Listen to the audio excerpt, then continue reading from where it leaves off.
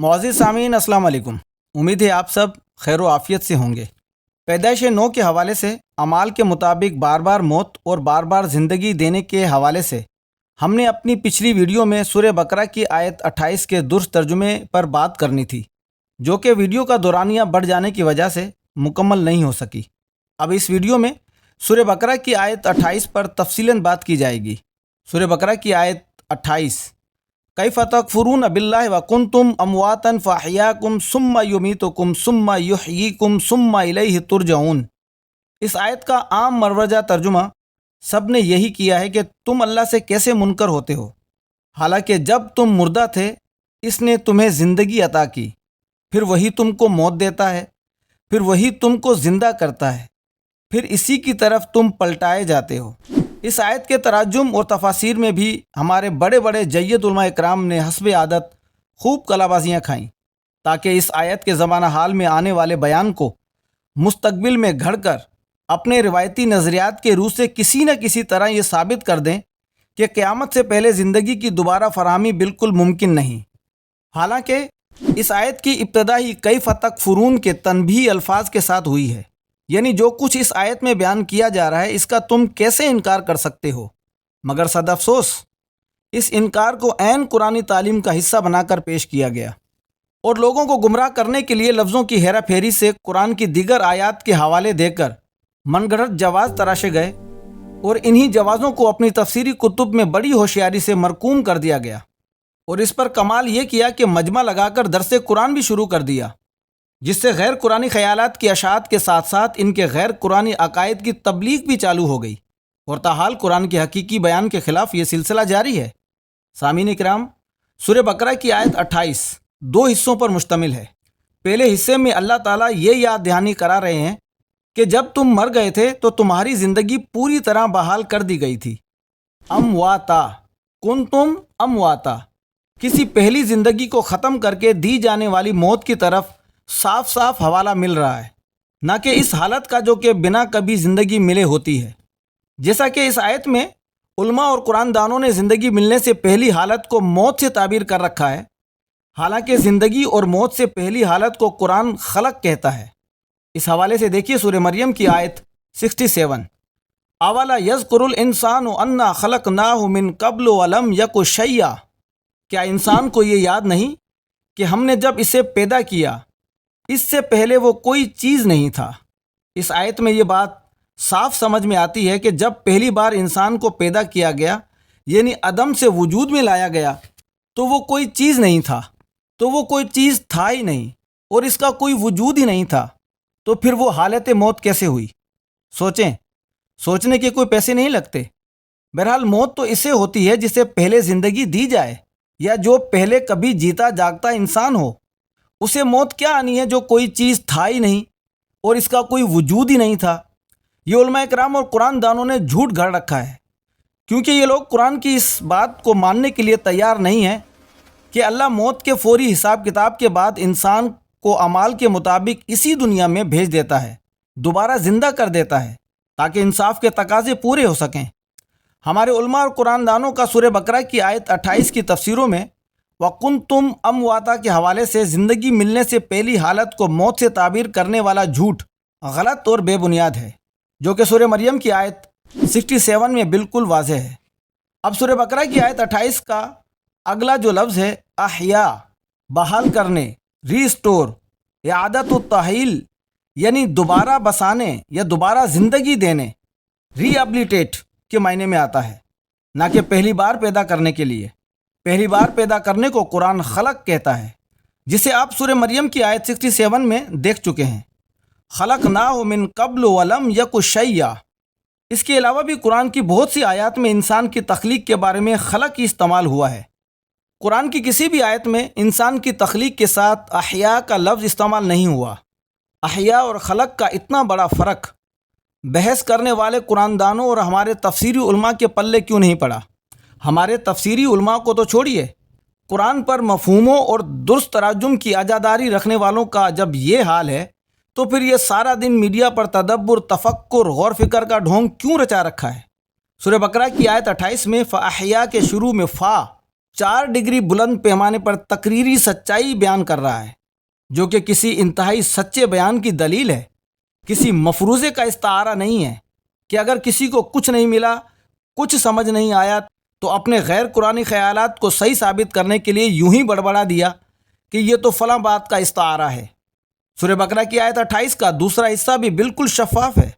ثم یمیتکم ثم یحییکم ثم الیہ ترجعون، پھر وہ تمہیں موت دیتا ہے اور وہی تمہیں زندہ کرتا ہے، پھر اسی کی طرف تم لوٹائے جاتے ہو۔ فرق صرف اتنا ہے کہ تراجم و تفاسیر میں اس بیان کو زبان مستقبل سے بدل دیا گیا تاکہ قیامت میں قبروں سے مردے اٹھنے کے تصور پر کوئی آنچ نہ آنے پائے۔ بھلے قرآن کے اس بیان میں کوئی مستقبل کا صیغہ ہے یا نہیں، مگر ہمیں لوگوں کو گمراہ کرنا ہے۔ یہ ایک آیت کیا پورے قرآن کے تراجم میں ماضی اور مستقبل کے جملوں میں ہیر پھیر کی گئی ہے تاکہ قرآن کا اصل بیان چھپایا جائے۔ آگے بڑھنے سے پہلے اس کی ایک مثال قرآن سے دیکھتے جائیں۔ سورہ شعراء کی آیت 80 اور 81، وَإِذَا مَرِضْتُ فَهُوَ يَشْفِينِ وَالَّذِي يُمِيتُنِي ثُمَّ يُحْيِينِ۔ آپ ان دونوں آیات کے مروجہ تراجم دیکھیں۔ وَإِذَا مَرِضْتُ فَهُوَ يَشْفِينِ، اور جب میں بیمار ہو جاتا ہوں تو وہی مجھے شفا دیتا ہے۔ ہر دور کے زمان حال کا جاری عمل ہے۔ اب اگلی آیت کا ترجمہ دیکھیں۔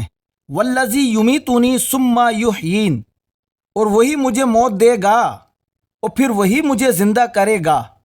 اب اس آیت کے ترجمے میں اپنے عقیدے کے خلاف ہیر پھیر ملاحظہ فرمائیں کہ وہی مجھے موت دے گا اور وہی دوبارہ زندہ کرے گا۔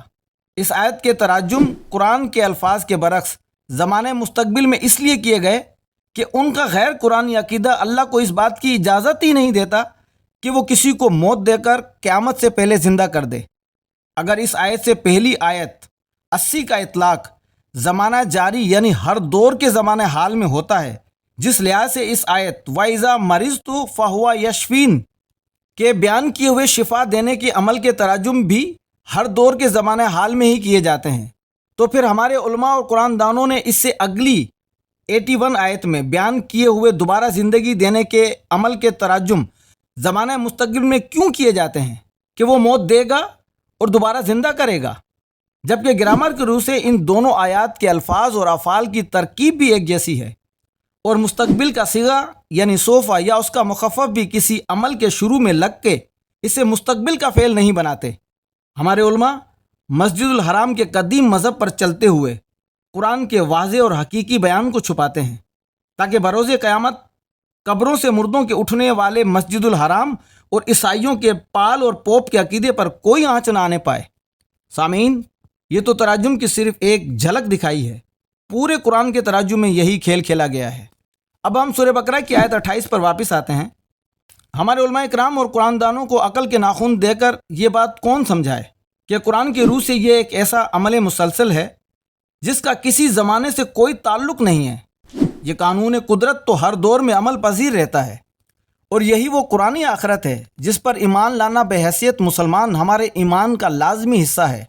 جو لوگ اب بھی احیاء اور خلقنا کا فرق سمجھنے سے قاصر ہیں اور بازد ہیں کہ سورہ بقرہ کی آیت 28 میں بیان کردہ پہلی موت جس سے پہلی بار زندگی ملی، وہ موت انسان کے معرض وجود میں آنے سے پہلے کی حالت ہے جب وہ کچھ نہیں تھا، اور اس بات کو بھی نہیں مانتے کہ موت تو صرف اسی کو آتی ہے جسے کبھی زندگی نصیب ہوئی ہو، تو ان کے علم میں اضافے کے لیے تجربات اور مشاہدات سے حاصل ہونے والے دور جدید کے سائنٹیفک علم کی متفقہ دستاویزات کا اسکرین شاٹ ملاحظہ فرمائیں، جو جانداروں اور بے جان چیزوں کے درمیان ان کی بناوٹ میں فرق کی سائنسی ترکیب ہے۔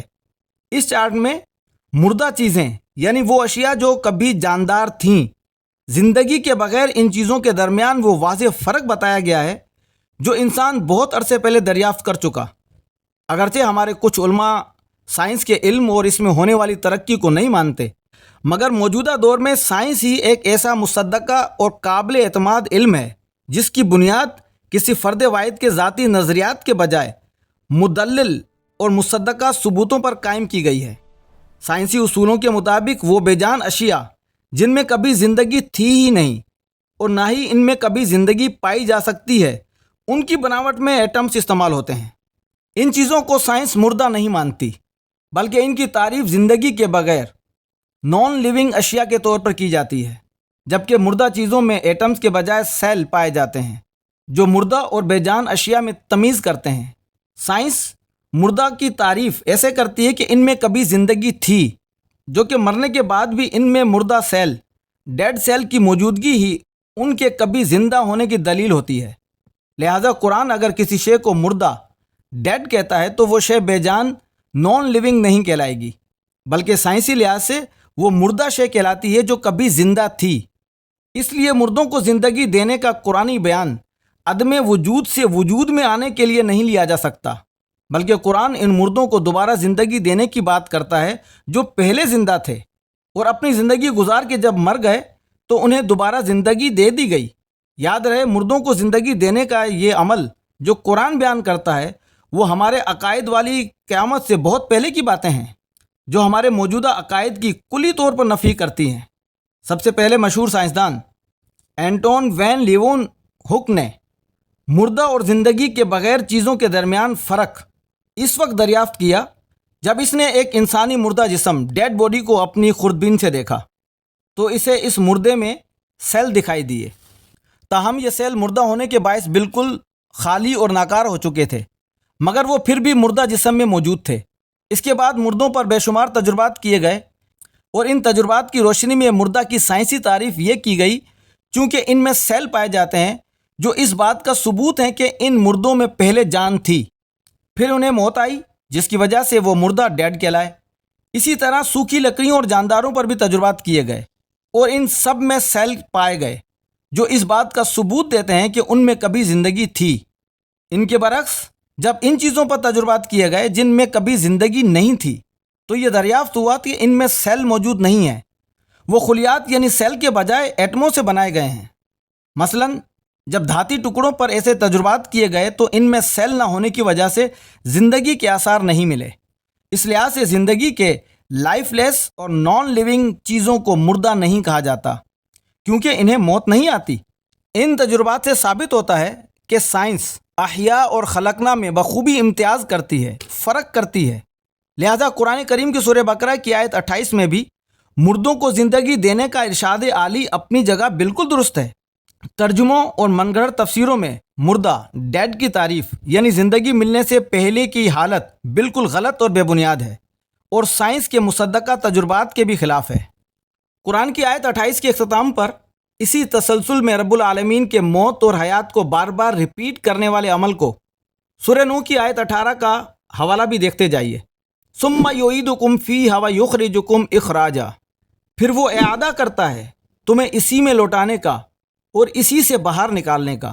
کسی عمل کے بار بار کرنے کو اعادہ کرنا کہا جاتا ہے۔ قرآن کریم میں اس کے لیے یعید کا لفظ آیا ہے جو عید سے ماخوذ ہے۔ جس طرح عید ہر سال بلکہ سال میں 2 بار بطور تہوار اعادہ کرتی ہوئی بار بار آتی ہے، اسی طرح موت و حیات کی گردش بھی لگاتار چلتی ہے جس میں انسان بار بار جیتا ہے اور بار بار مرتا ہے۔ پیدائش نو کے اسی موضوع پر قرآن کی مزید دیگر آیات کے ساتھ پھر حاضر ہوں گے۔ تب تک کے لیے اجازت دیجیے، اپنا اور سب کا خیال رکھیے۔ اللہ حافظ۔